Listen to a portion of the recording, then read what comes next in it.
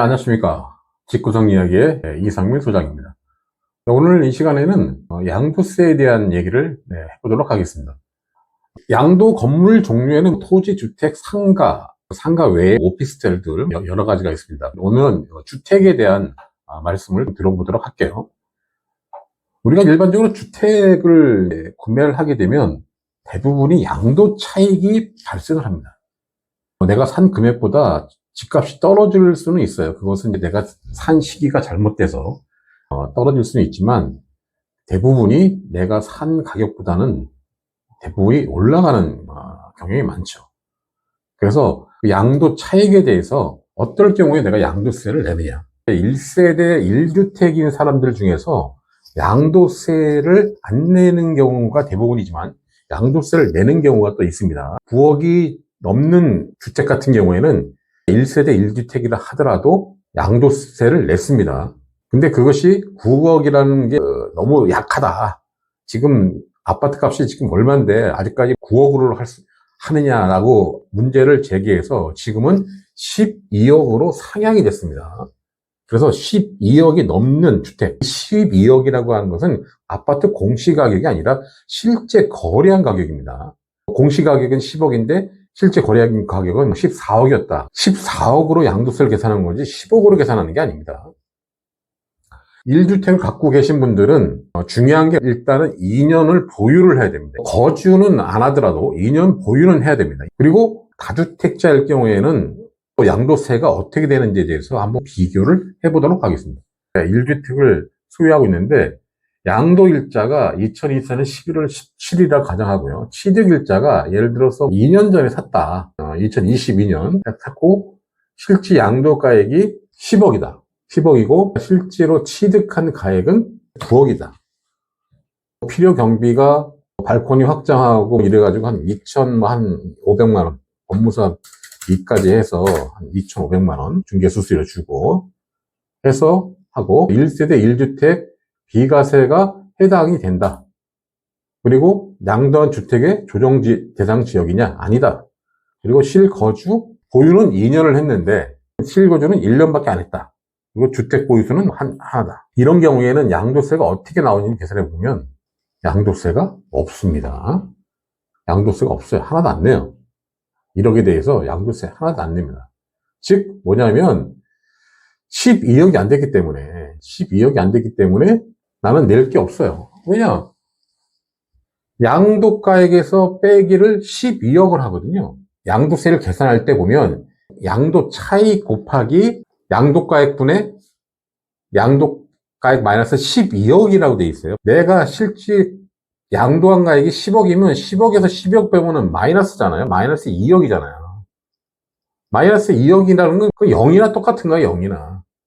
그래서 양도가액이 나오지를 않습니다.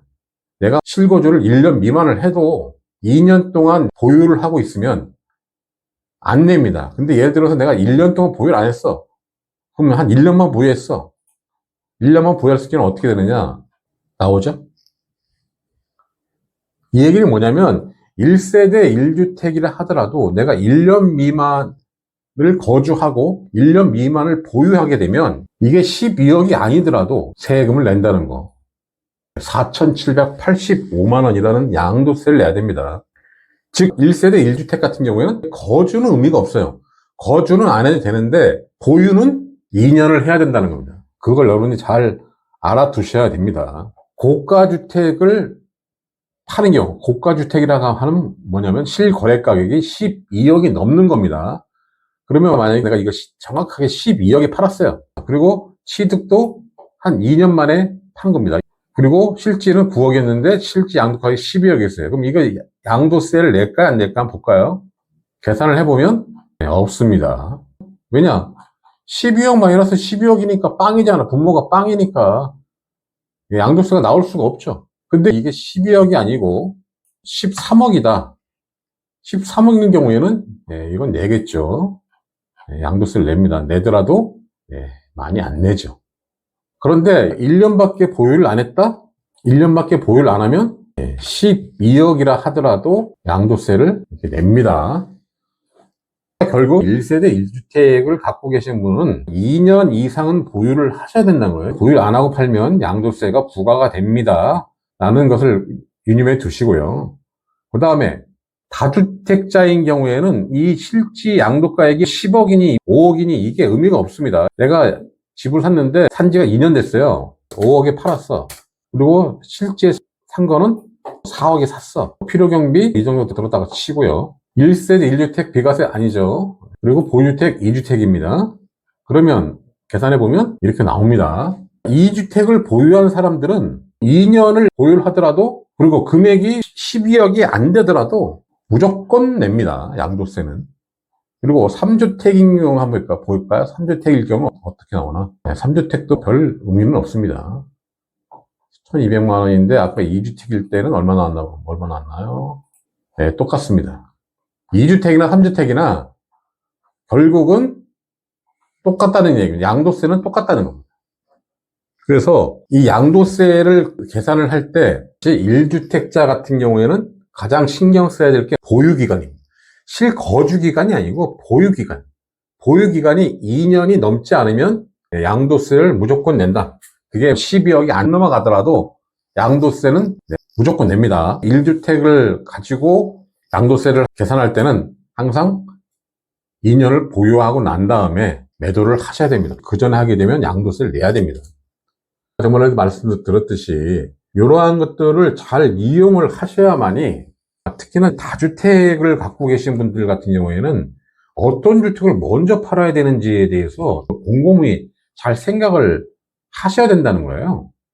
아무 주택 막 파는 게 아니라, 내가 팔고 싶은 주택 막 파는 게 아니라 어떤 주택을 먼저 팔아야만이 내가 양도소득세를 덜 낼 수 있는지에 대해서 항상 보셔야 된다는 거죠. 이게 지금 보면 양도세 세율표인데요. 주택 같은 경우에 이렇게 되어 있습니다. 2년 미만 보유는 60%, 그 다음에 1년 미만 보유 같은 경우는 70%. 대부분이 1년 미만 보유 같은 경우는 이건 주로 분양권들을 이제 많이 하다 보니까 분양권이 이게 70%잖아요. 70%니까 여기다 플러스 지방소득세까지 하면 77%예요. 내가 양도 차익을 내가 1억 나겠다.